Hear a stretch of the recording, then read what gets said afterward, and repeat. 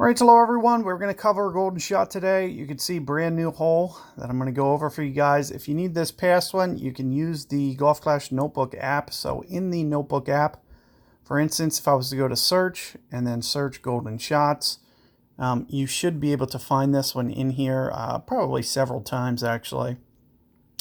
So that course is called Gokasho, and it's not this one. So where's Gokasho? And this hole has never changed. So down here,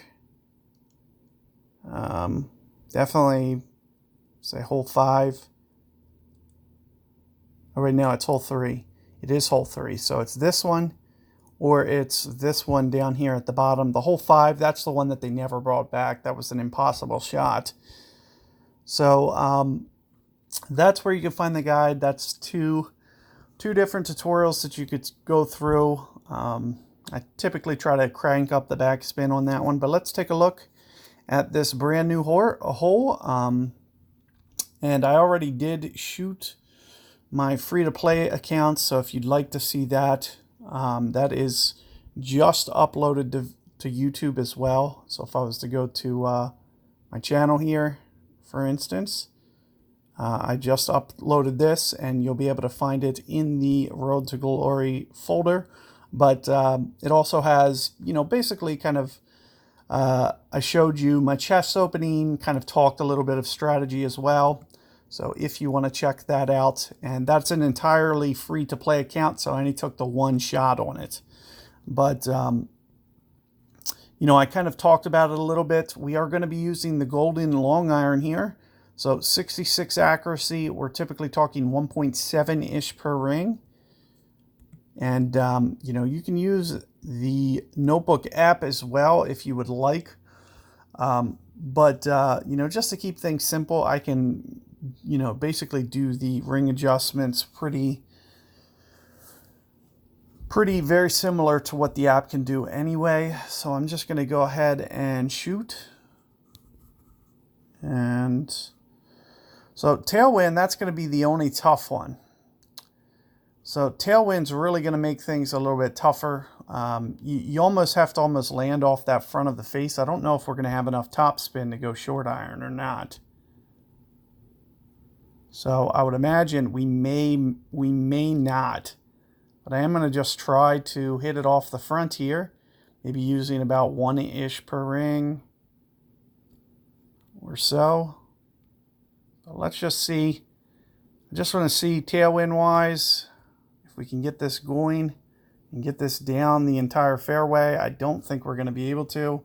So the tailwinds are going to be the tough case, because we're going to have to go off the front.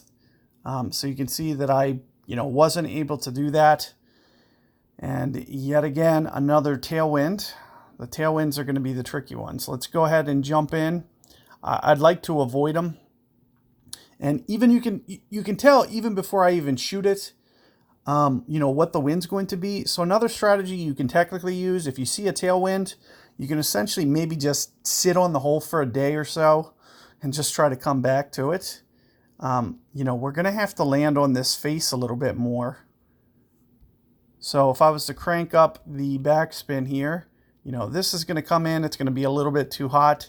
So I need to make sure that ball guide's kind of coming into the face a little bit. So kind of like here is where my land zone is going to need to be. And I'm also going to be moving to lower ground, so I want to make sure. And this is almost going to be 5-some rings. But I'm also, you can see that I'm just slightly pulling up because it is going to land just a tiny bit shorter. So I'll need to try to just work on perfecting that a bit. And you can see, once again, it's coming up just a little bit short. So that means I didn't pull up quite enough. But, first couple look at the tailwinds.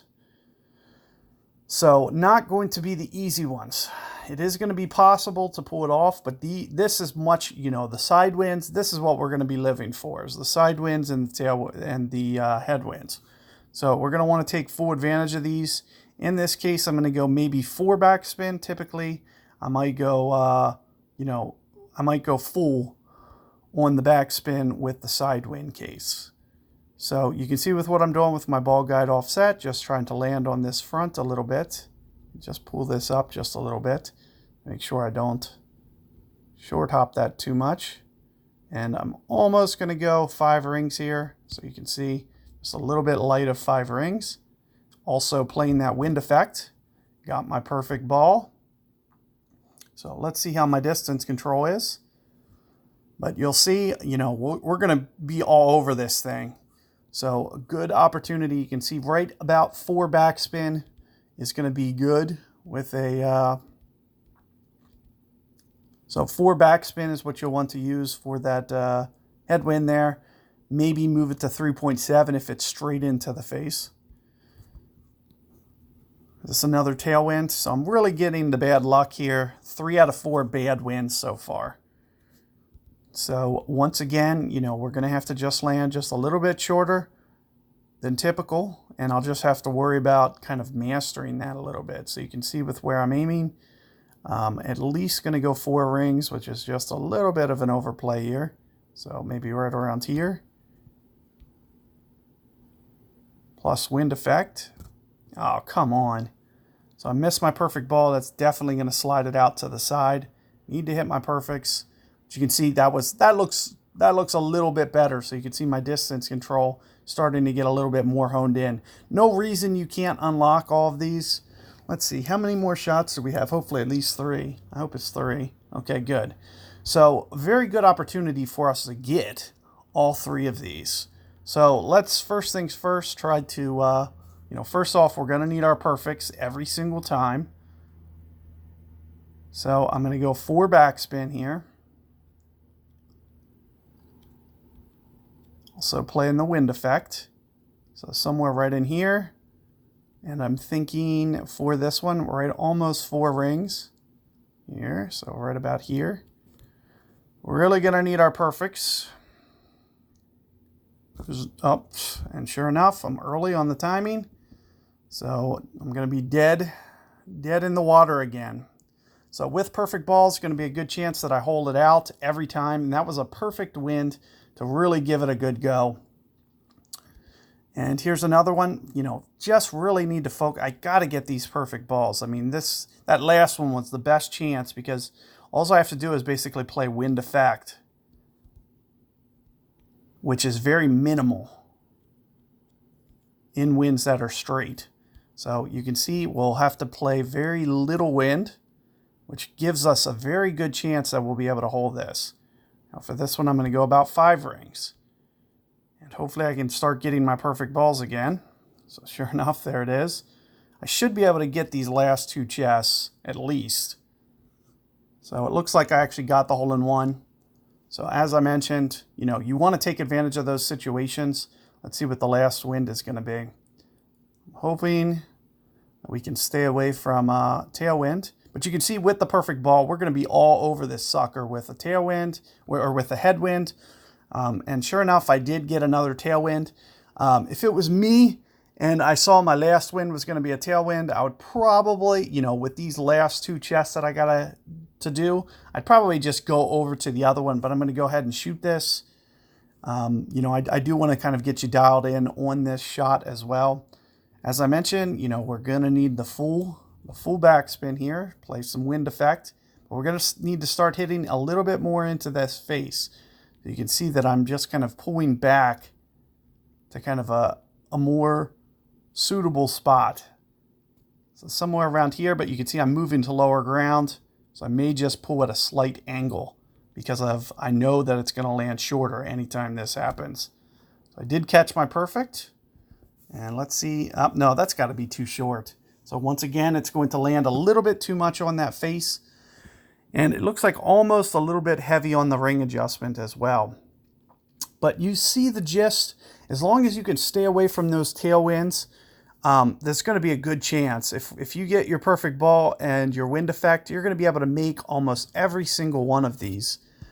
There's no reason that, you know, I got a little bit of bad luck there because of how many tailwinds I got. If you got the reverse of that, or, you know, even a 50-50 mix of side wind and you get your perfect balls, you're going to, you know, really give yourself a good chance to unlock all of these here. So, you know, good luck with your golden shot. I do expect some good success on this, especially if you can avoid those tailwinds. Keep in mind with that tailwind, when you move down to lower ground, it's going to cause the ball to come up a little bit shorter. But make sure that you're trying to land on the shorter end of that neck, because you're not going to be able to stop the ball otherwise. So with the tailwind, because with a side wind, you're going to need to use that full 4.5, and that's all you have. Okay, so with that shot, 4.5 with the side wind, it's going to need to be, if you're using my land zone, you know, 5, 5.25, which you don't have the luxury of doing to keep that landing zone. So you need to make sure that you're bringing it up just a little bit shorter and that it runs out kind of perfect. As you could see, the short iron shot is never going to get to the pin without at least, you know, 7 or 8 bars in that tailwind situation. I did try to attempt that just to see what would happen. But, you know, I figured it wasn't going to be enough. Even landing off the front of that island, you won't be able to run that out. So good luck there, guys. Hopefully that helps. And I will see you guys coming up momentarily.